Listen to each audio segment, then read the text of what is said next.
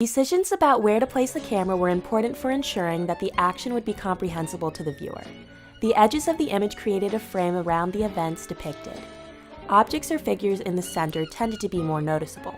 Methods of framing the action changed after 1908. In order to convey the psychology of the characters, for example, filmmakers began to put the camera slightly closer to the actors so that their facial expressions would be more visible. This trend seems to have started about 1909, when the 9-foot line was introduced. This meant that the camera, instead of being 12 or 16 feet back and showing the actors from head to toe, was placed only 9 feet away, cutting off the actors just below the hips.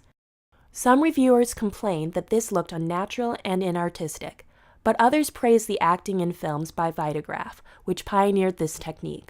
Griffith in particular explored the possibilities of enlarging facial expressions. In early 1912, he began training his talented group of young actresses, including Lillian Gish, Blanche Sweet, Mae Marsh, and Mary Pickford, to register a lengthy series of emotions using only slight gestures and facial changes.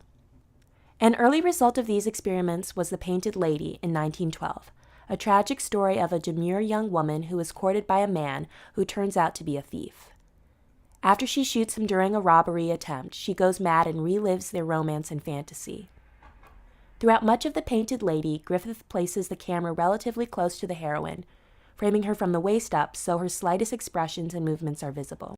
During the early teens, conventional pantomime gestures continued to be used, but were more restrained and were increasingly used in combination with facial expressions.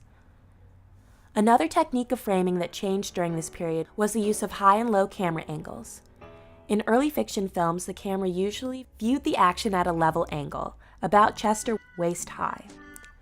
By about 1911, however, filmmakers began occasionally to frame the action from slightly above or below, when doing so provided a more effective vantage point on the scene. During these same years, camera tripods with swiveling heads were introduced. With such tripods, the camera could be turned from side to side to make pan shots or swiveled up and down to create tilts.